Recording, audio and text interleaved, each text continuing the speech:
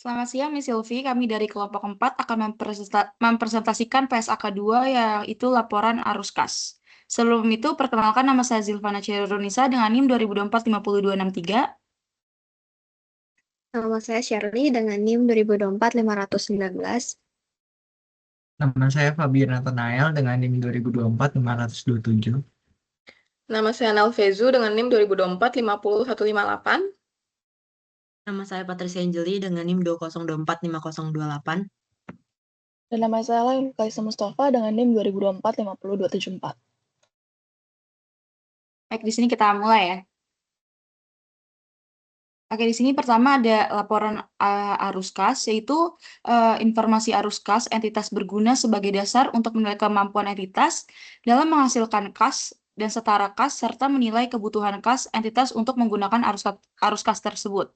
Nah, tujuan PSAK juga itu memberikan pengaturan atas informasi yang menggambarkan perubahan historis dalam kas dan setara kas yang diklasifikasikan atas aktivitas operasi, investasi, dan juga pendanaan selama satu periode.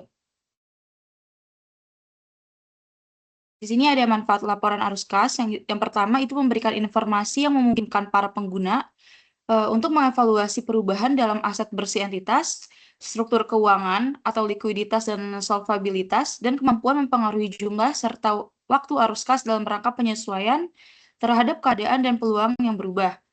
Selanjutnya yang kedua itu ada menilai kemampuan entitas dalam menghasilkan kas dan setara kas, dan memungkinkan para pengguna mengembangkan model untuk menilai dan membandingkan nilai sekarang dari arus kas masa depan atau future cash flow dari berbagai entitas. Nah, yang ketiga itu meningkatkan daya banding pelaporan kinerja operasi berbagai entitas. Selanjutnya ada kas dan setara kas, yaitu kalau kas adalah saldo, kas cash on hand, dan rekening giro itu demand deposit.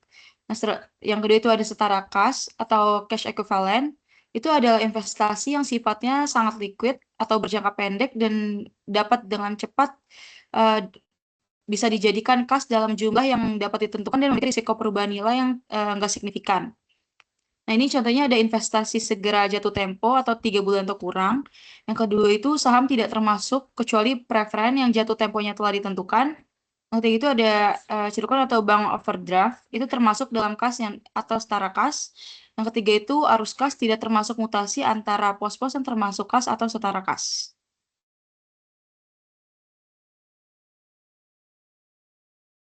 Oke, sekarang saya akan membahas mengenai klasifikasi arus kas. Klasifikasi laporan arus kas ini adalah laporan yang menunjukkan asal kas atau inflow, yang dimana ini tuh dari mana sih uang perusahaan itu masuk. Lalu ada juga penggunaan kas atau outflow, yang dimana uang itu dipakai untuk apa. Jadi laporan arus kas itu wajib untuk menyajikan arus kas selama periode tertentu, misalnya per bulan ataupun per tahun. Arus kas ini diklasifikasi menjadi 3, yaitu aktivitas operasi, aktivitas investasi, dan juga aktivitas pendanaan. Yang dimana dalam aktivitas operasi ini mengenai apakah bisnisnya sehat, sedangkan investasi ini apakah perusahaan itu berkembang, kalau aktivitas pendanaan ini adalah apakah perusahaan itu bergantung utang atau dengan modal luar. Nah, tujuan dari klasifikasi ini adalah untuk menilai pengaruh aktivitas terhadap posisi keuangan dan juga kas dan setara kas. Dan yang kedua, itu untuk membantu evaluasi hubungan antar aktivitas.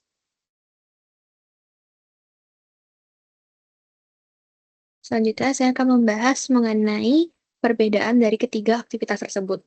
Nah, yang pertama itu ada aktivitas operasi. Yang ini itu fokusnya pada kegiatan inti bisnis. Contohnya, pada penerimaan kas dari penjualan barang atau jasa, pembayaran gaji karyawan, vendor atau pemasok, dan juga pajak. Nah, metodenya ini ada metode langsung dan juga metode tidak langsung yang akan dijelaskan oleh teman saya nanti. Lalu yang kedua juga itu ada aktivitas investasi, yang ini fokusnya pada perolehan dan pelepasan aset jangka panjang, serta investasi lain yang tidak termasuk dalam setara kas. Contohnya, itu ada di pembelian atau penjualan tanah, bangunan, mesin, serta perolehan saham dari perusahaan lain. Lalu yang ketiga, itu ada aktivitas pendanaan, yang dimana fokusnya itu yang mengakibatkan perubahan dalam jumlah serta komponen modal ekuitas dan pinjaman perusahaan. Contohnya itu ada penerbitan saham baru, pemberian dividen kepada pemilik saham. Oke, next. Oke, selanjutnya di sini saya akan membedah satu-satu, yaitu ada aktivitas operasi.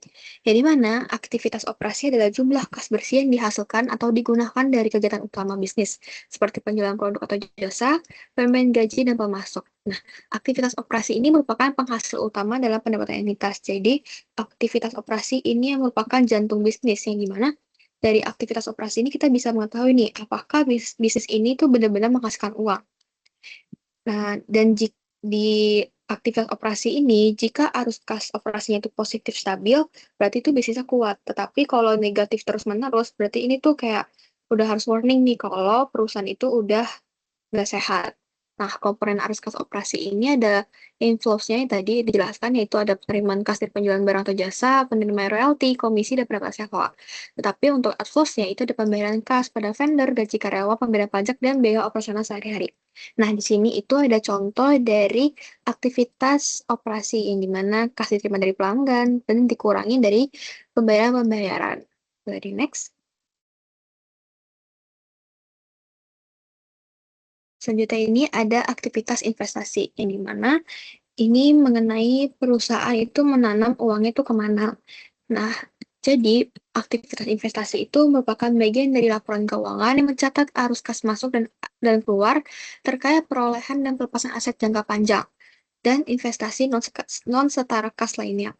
Tujuan dari aktivitas investasi ini untuk menunjukkan nih penggunaan dana itu untuk menghasilkan manfaat masa depan.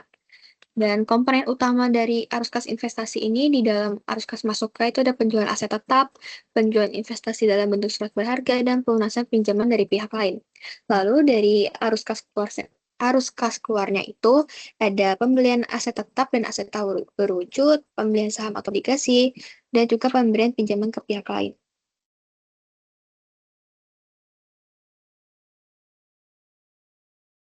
Lalu yang terakhir itu ada aktivitas pendanaan, yang dimana ini itu kita bisa mengetahui perusahaan itu dapat uang tuh dari mana aja selain dari aktivitas operasional kita tadi.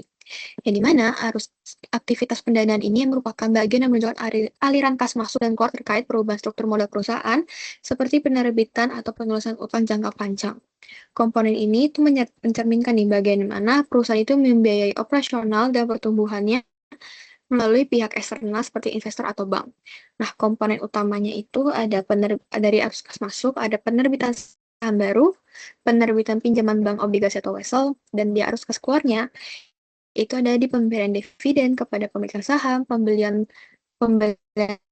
kembali saham atau treasury stock, juga yang terakhir itu ada pelunasan pokok utang atau obligasi. Nah, di sini juga ada contoh dari arus kas aktivitas pendanaan. Next. Selanjutnya saya akan menjelaskan pelaporan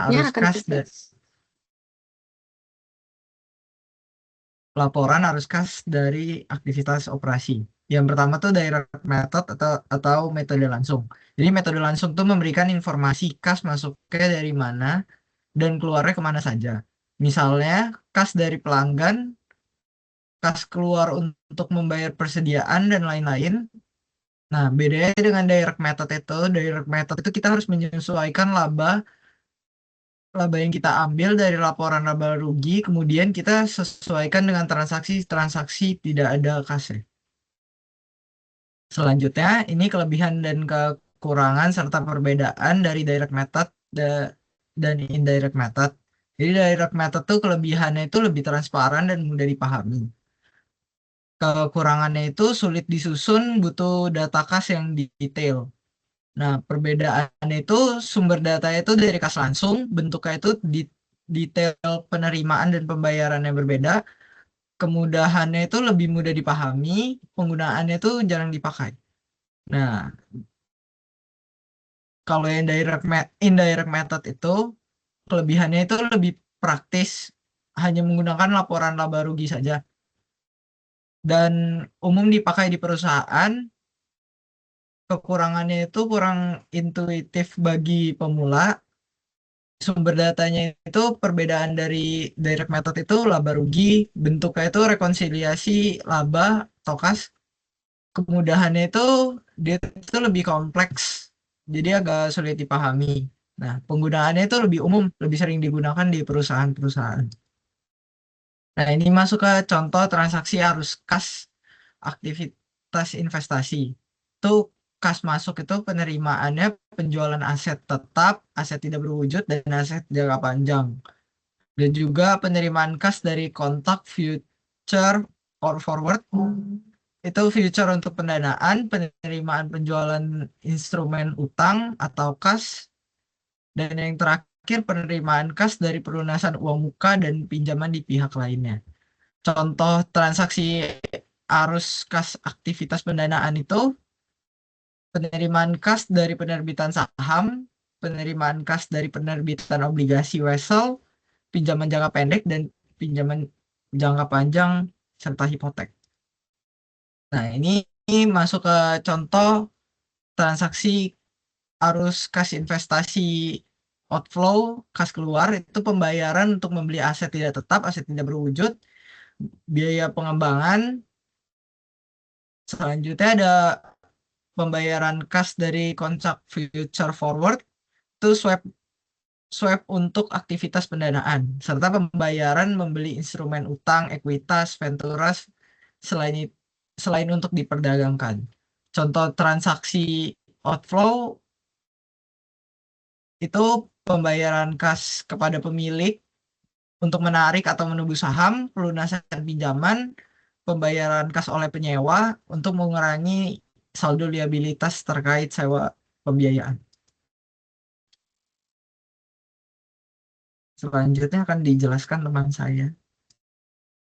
Baik, selanjutnya kita akan bahas mengenai arus kas neto lawan bruto. Oke, pada PSAK 2, prinsip dasar pelaporan arus kas itu menggunakan metode bruto, tapi atau semua penerimaan dan pengeluaran kas itu ditampilkan secara penuh tanpa saling menghapus, agar laporan keuangan bisa lebih transparan dan memberikan gambaran yang jelas mengenai aktivitas kas perusahaan. Tapi dalam kondisi tertentu, PSAK boleh menggunakan metode neto, yaitu hanya menampilkan selisih antara kas masuk dan juga kas keluar. Nah, penggunaan neto ini tidak bebas, harus memenuhi kriteria-kriteria tertentu, seperti saat arus kas dilakukan untuk kepentingan pihak lain, seperti perusahaan tuh hanya bertindak sebagai perantara, atau ketika transaksi memiliki perputaran yang cepat dengan jumlah besar dengan jangka waktu yang singkat. Contoh penerapannya adalah pada transaksi rekening giro bank, di mana bank hanya menjadi perantara pengelolaan dana milik pelanggan oleh entitas investasi, serta penerimaan dan penagihan sewa oleh pengelolaan properti untuk kepentingan pemilik. Nah, intinya metode bruto itu standar utama karena dinilai lebih informatif, sedangkan metode neto itu hanya digunakan untuk situasi-situasi khusus yang mencerminkan bahwa perusahaan tidak sepenuhnya memiliki arus kas tersebut. Oke, selanjutnya.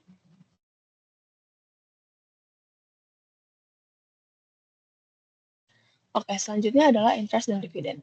Nah, bunga atau interest dan dividen itu unik karena tidak punya satu klasifikasi tetap di laporan arus kas. Mereka tuh bisa masuk operating activities, investing activities, dan juga financing activities. Nah, itu tuh semuanya tergantung sama substansi ekonominya, bukan cuma bentuk transaksinya aja. Karena satu transaksi itu bisa dilihat dari sudut pandang yang berbeda. Contohnya, interest paid.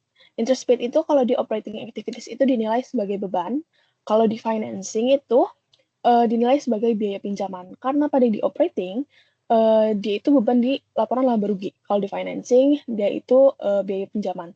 Nah, jadi itu tergantung perusahaan mau nunjukin beban sebagai operasional atau sebagai biaya pendanaan. Nah, selanjutnya ada interest received. Kalau di operating activities, dia termasuk ke dalam pendapatan. Kalau di investing activities, dia masuk ke dalam hasil investasi. Seperti contohnya deposito dan obligasi.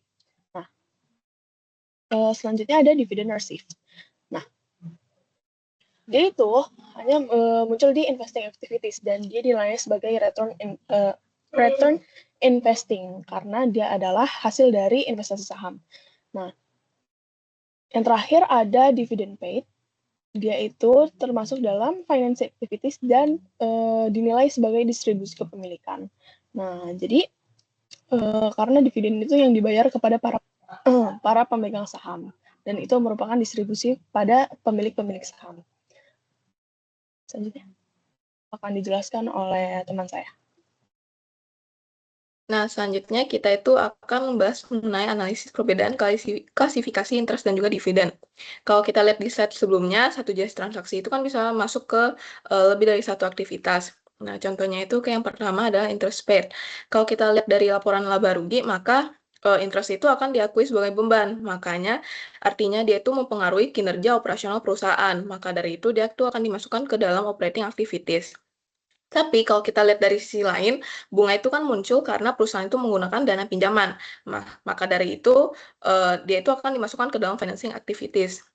Kemudian kalau interest receive, di sini itu juga tergantung bagaimana kita melihat sumbernya. Kalau bunga merupakan bagian dari pendapatan utama perusahaan, misal dari bank ataupun lembaga keuangan, maka dia itu akan mencerminkan aktivitas operasional, maka dia itu akan masuk ke operating activities.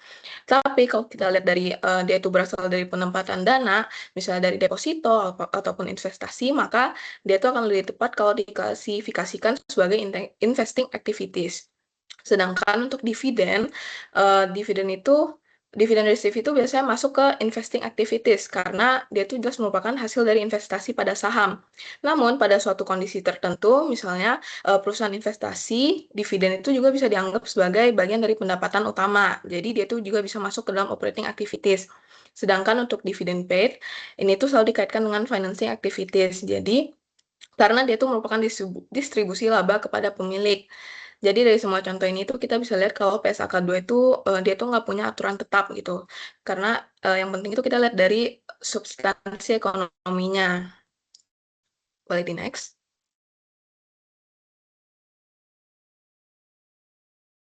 Boleh di next. Nah, selanjutnya kita akan membahas mengenai pajak penghasilan. Jadi, secara umum arus kas pajak penghasilan itu diklasifikasikan sebagai operating activities, karena pajak biasanya itu timbul dari aktivitas utama perusahaan.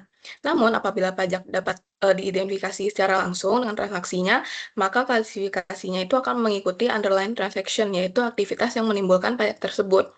Nah, sebagai contoh, pada tahun berjalan, perusahaan AB membayar pajak penghasilan sebesar 120 juta. Nah, pajak tersebut itu berasal dari beberapa aktivitas berikut. Nah, yang pertama itu misalnya, perusahaan itu memperoleh laba dari kegiatan penjualan utama yang menimbulkan pajak sebesar 80 juta. Maka ini itu akan masuk ke dalam operating activities. Lalu yang kedua itu adalah perusahaan menjual mesin lama dan memperoleh keuntungan yang dikenakan pajak sebesar 25 juta. Maka ini itu akan masuk ke dalam investing activities karena terkait dengan transaksi pelepasan aset tetap. Lalu yang ketiga itu adalah perusahaan memiliki pinjaman bank dan membayar bunga.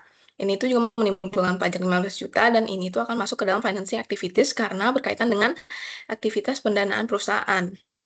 Boleh di next. Selanjutnya itu adalah arus kas mata uang asing dan pengaruh kurs. Jadi arus kas dalam mata uang asing itu dikonversi ke mata uang pelaporan menggunakan kurs pada tanggal terjadinya arus kas.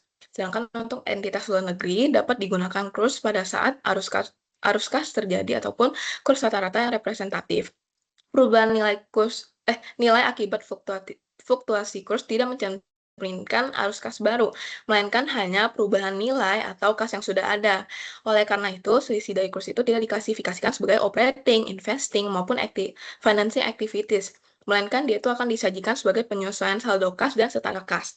Contohnya itu adalah misalnya perusahaan menerima pembayaran sebesar 10.000 USD saat kurs itu 15.000. Sehingga ini itu akan dicatat sebagai arus kas sebesar 150 juta. Namun pada akhir periode kurs itu berubah menjadi 15.500. Sehingga nilai kas itu kan akan menjadi 155 juta. Nah, selisih 5 juta ini itu nggak akan dianggap sebagai arus kas karena nggak akan terjadi penambahan kas. Boleh di next.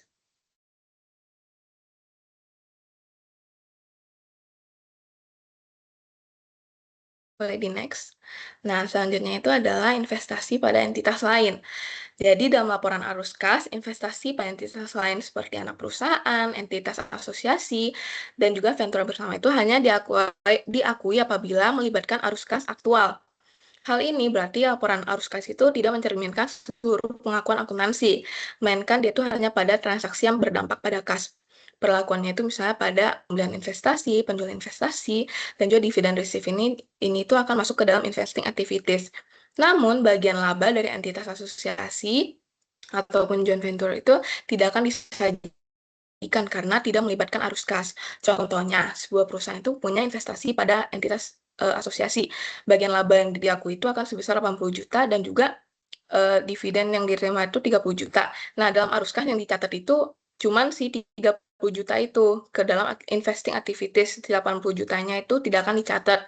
Jadi intinya laporan arus kas itu disusun berdasarkan cash basis sehingga hanya transaksi yang benar-benar melibatkan kas yang diakui, bukan laba yang hanya bersifat akrual. Selanjutnya akan dilanjutkan oleh rekan saya.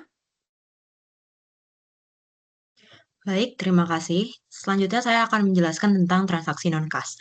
Dari tadi teman-teman saya menjelaskan tentang kas, dan saya akan menjelaskan transaksi non-kas. Transaksi non-kas adalah transaksi di bidang investasi dan pendanaan yang tidak menggunakan kas ataupun setara kas. Karena kas yang tidak ada yang keluar ataupun masuk, jadi hal ini tidak masuk ke dalam cash flow. Namun, ini akan tetap diungkap di bagian lain laporan keuangan. Hal ini dilakukan untuk mendapatkan informasi yang relevan mengenai aktivitas investasi dan pendanaan. Contohnya seperti pembelian aset menggunakan kredit, atau pembelian aset melalui sewa, akuisisi perusahaan dengan saham, ataupun mengubah utang menjadi ekuitas. Selanjutnya,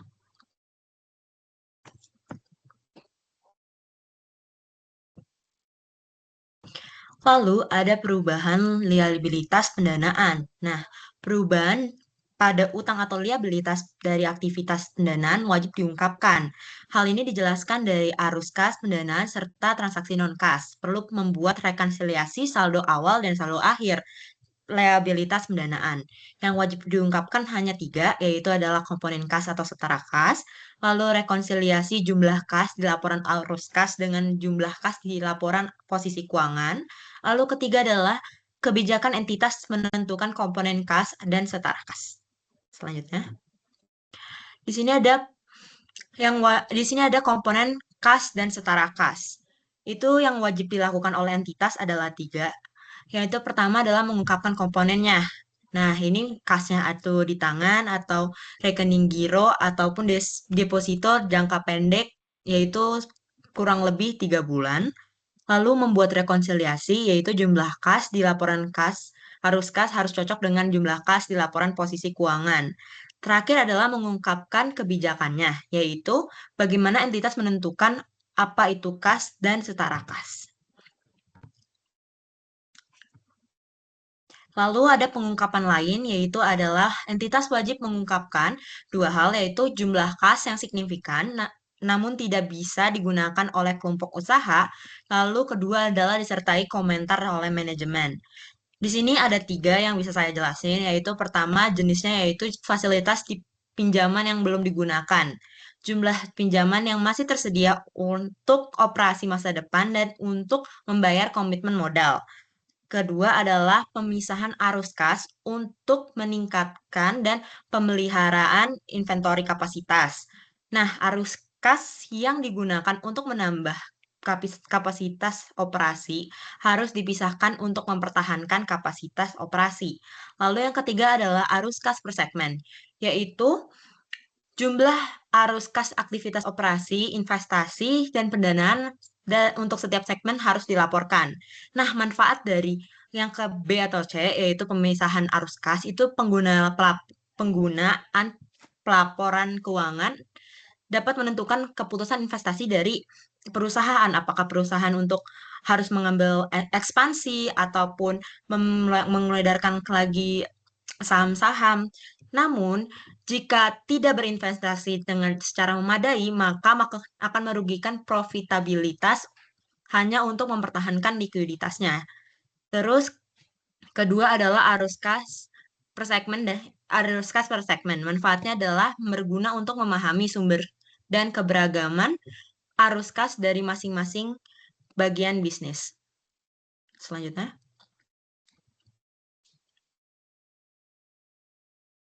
Oke, terima kasih Miss Selvi telah mendengarkan. Sekian dari kelompok kami. Terima kasih.